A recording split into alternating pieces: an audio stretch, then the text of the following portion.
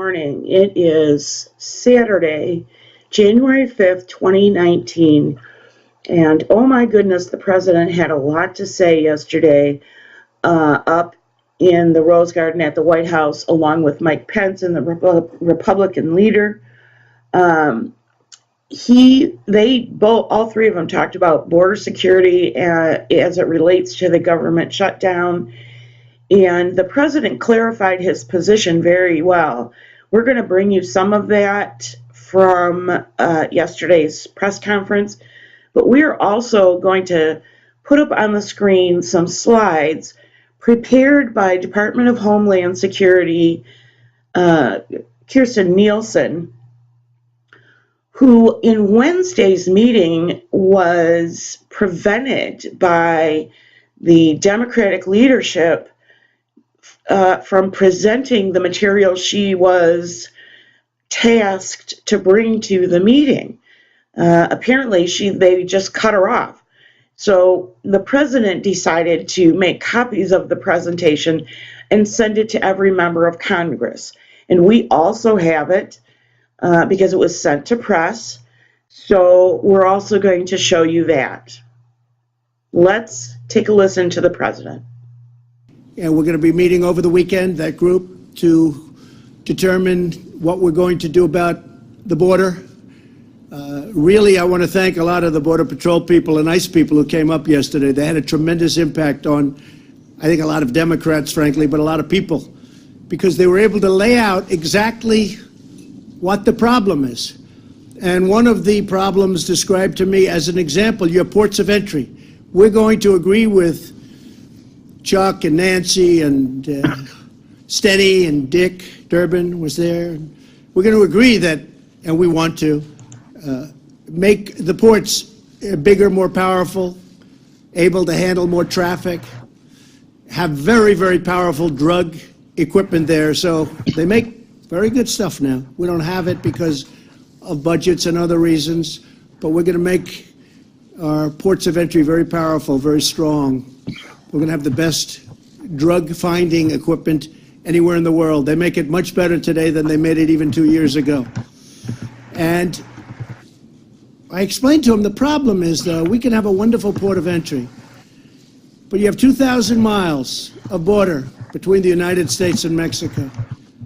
And if you take a look and you see, like we do, through certain technology, including cameras in airplanes, not just drones, you'll see vast numbers of vehicles driving through the desert and entering where you don't have a very powerful fence or a wall. That happened this week, where a wonderful young police officer, I spoke to his wife yesterday, where he was shot, viciously shot, for simply stopping a person that came over the border illegally. Got shot, killed, and took the most beautiful picture just hours before, a Christmas picture. We don't want that happening. But I was explained to, and I explained to people, because it's really common sense. So you have ports of entry, and we have great security at the ports of entry. And then you may have fencing or walls up and down, left and right, east and west, but they stop because we don't have proper border security. These people have vehicles, and they drive to the right. They're not going through where we have great Border Patrol officers and ICE officers and military now. I tell you, the military has done a fantastic job. They don't stop. They go right to the easiest part and the weakest part, sometimes out in desert, but you have miles and miles and miles of unprotected area, and you can see where they drive over. You even have people walking that trek, and that's a very dangerous trek. And they bring children, or even worse, they use children. You know, children are the biggest beneficiaries of what we want to do. Children are hurt more than anybody else. These coyotes, what they do with children, all because we have open borders, because they think they can get away with it. They don't come in through the port where we have a lot of protection. They come in through empty areas, vast spaces, empty areas. Just like this terrible person came in when he shot Officer Singh. They come in through these vast open areas. You don't even have a sign saying Mexico, U.S. There's no sign designating you have just entered the United States, just open space. And I explained that to the meeting today with Nancy Pelosi, Chuck Schumer, and a lot of other people at the meeting. And I said, one of the things that happens there is human traffickers. Maybe that's the worst of all, where you'll have traffickers having 3 and 4 women with tape on their mouths and tied up, sitting in the back of a van or a car, and they'll drive that van or the car not through a port of entry where we have very talented people that look for every little morsel of drugs or even people or whatever they're looking for. You're not going to go there. They get off the road and they drive out into the desert and they come on, they make a left turn. Usually it's a left, not a right. Most of them come out because in San Diego and in areas of California, we just finished brand new walls, beautiful walls, steel walls. And they wanted them badly. They were asking us. That's why we did it there. I said, let's not do it in California. California always complains through their great governors. They're always complaining. I said, let's not do it. Let the governor ask us. But we did it anyway because they really needed it. They were having tremendous problems. So we built a brand new wall in San Diego, and it's working really well. You should go and look at it. So the only way you're going to stop that is by having a solid steel structure or concrete structure, whether it's a wall or some form of very powerful steel. Now, the steel is actually more expensive than the concrete, but I think we're probably talking about steel because I really feel the other side feels better about it. But you can't really do the kind of job we have to do unless you have a major, powerful barrier, and that's what we're going to have. So first we start with Mike Pence. Okay, Mike.